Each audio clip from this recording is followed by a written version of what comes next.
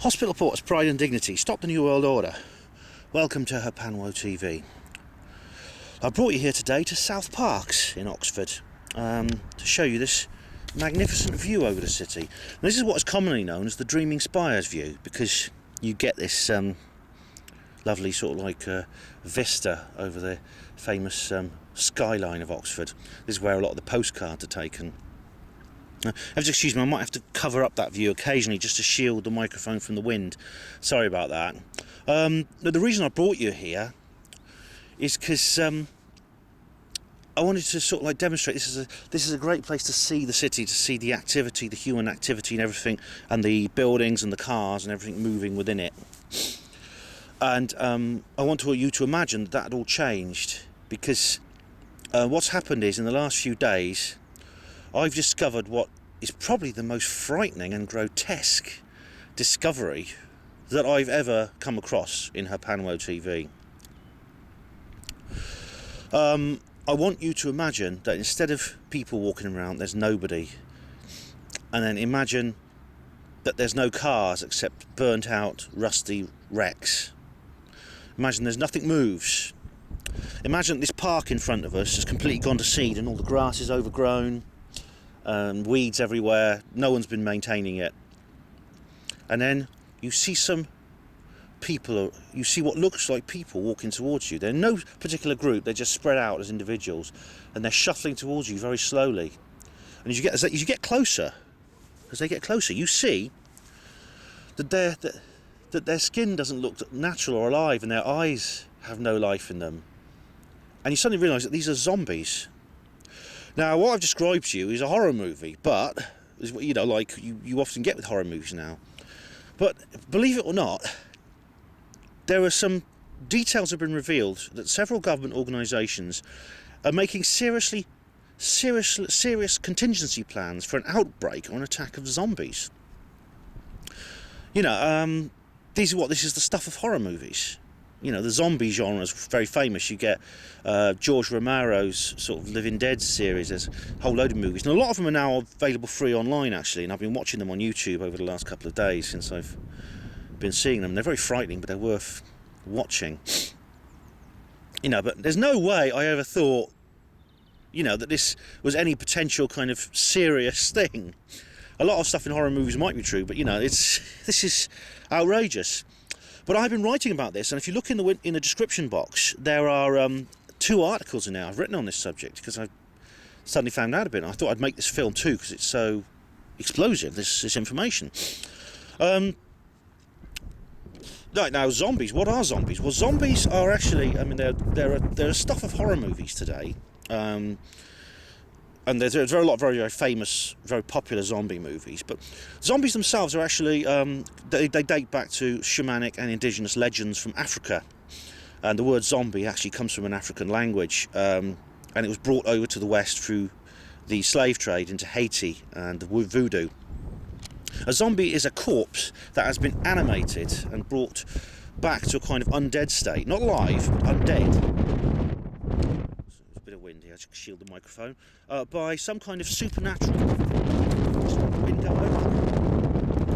A moment, sorry about this. I've learned from my Ditchley Park video that this microphone is terrible in windy states. Okay, a zombie is, like I say, it's a corpse that has been brought back, not in a Lazarus way to life, but to an undead state. It has animation, but it's not alive, and very often it's under the control of the witch doctor or magician involved. Now these are brought back to life by some supernatural means. Now nowadays it's very often sci-fi. There's a lot of sci-fi zombie movies, like I Am Legend is a good example. Now in these films, very often this is the means by which the zombies are produced is unexplained, but it's infectious. In other words, if you're bitten or you come into contact with a zombie in some way, it can actually turn you into one. So this is what I thought it was. I didn't take it seriously for a second, but amazingly, you know, there's several government organisations that are making serious contingency plans for zombies. I've got to stand up a moment. Oh, my legs are getting stiff.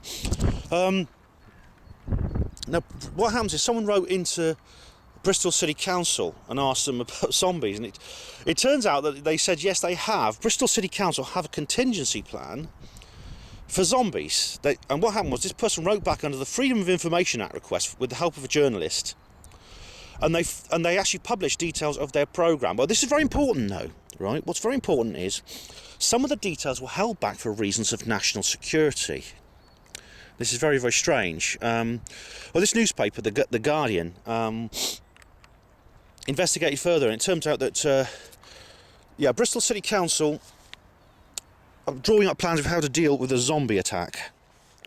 All right, they've even identified certain areas of the city that might be more at risk than others, although they haven't explained why. Now, I had to check the date on the article. It was the 11th of July 2011. I really was expecting it to be April the 1st. I had to check that out. But anyway, what they found out was that they apparently said they've discovered some false positives already in Stokes Croft in Bristol. Now that indicates that this threat is something they already take seriously. And they've got the police and the emergency services all ready in case a zombie attack breaks out. Now I eliminated the joke hypothesis because it's pretty obvious they were serious. And then I thought, well, could it be sort of code? And maybe they're using code for sort of civil disorder, because there were riots last year in Stokes Croft during the big riot outbreak. But I mean, I've said this before and I'll say it again. I've said it about UFOs. The hypothesis that somehow reference to paranormal phenomena in official government papers is code for something more down to earth doesn't make sense, because they're drawing more attention to it that way. It's not covering up anything. So I'm just going to shield the mic again.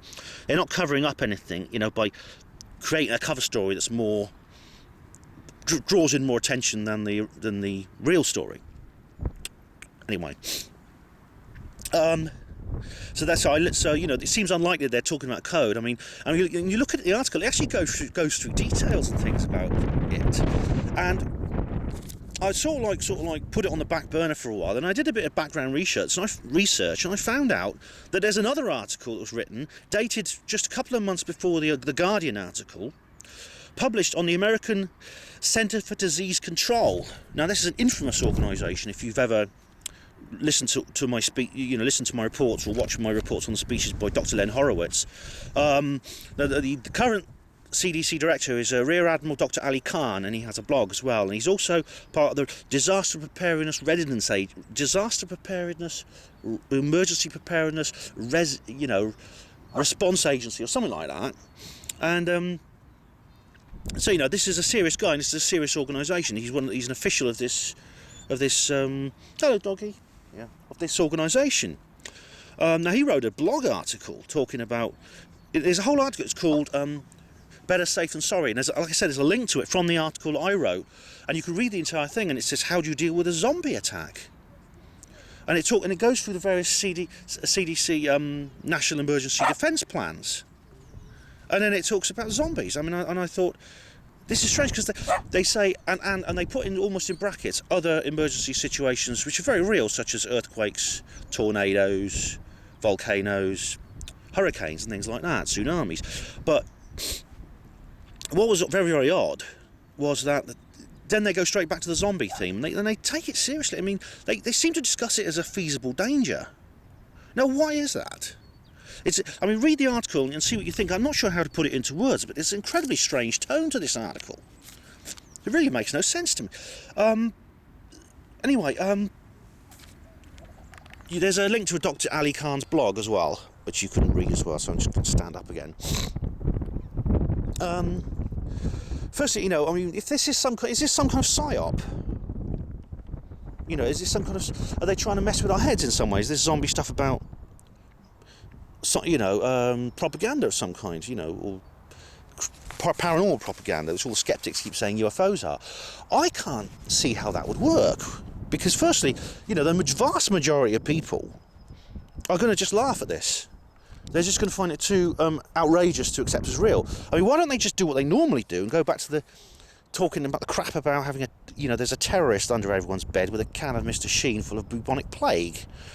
That's a much more sort of credible threat, although in my view it's almost as false. you know, it's extremely outlandish kind of tone to this article, which I'm not quite sure what to make of, quite frankly. And if you could help me, I'd be very grateful. Here we have to face a rather unpleasant kind of theory, a hypothesis. Oh, what if there are such things as real zombies? Now, this is something I do take seriously up to a point, because, you know, the idea of reanimating corpses, as I say, exists in indigenous mythology and shamanic practices, and this, of course, is where the Western horror genre came from. It's also present in Western occult lore, you know, Aleister Crowley, stuff like that, which I'm also interested in. But this is very, very particular. This is something that is done on a small scale, usually just one individual.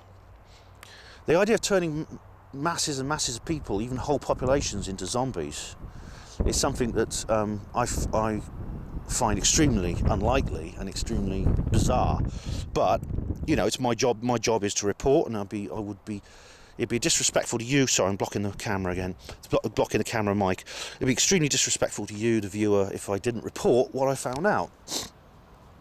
So I have to take it seriously, you know, this is a possibility. Do the Illuminati have the power to turn millions of people into zombies? Well, I don't know. I hope to God not. I mean, like I said, this is the most worrying piece of information that has ever come my way, I think. So there we are. Well, at the moment, as you see, the dreaming spires look normal. There's activity in the city as normal. Living humans are walking around, and the dead are where they should be, in mortuaries or in the graves. Let's just hope it stays that way. Thank you for watching HPANWO TV. Hospital Port's Pride and Dignity. Stop the New World Order.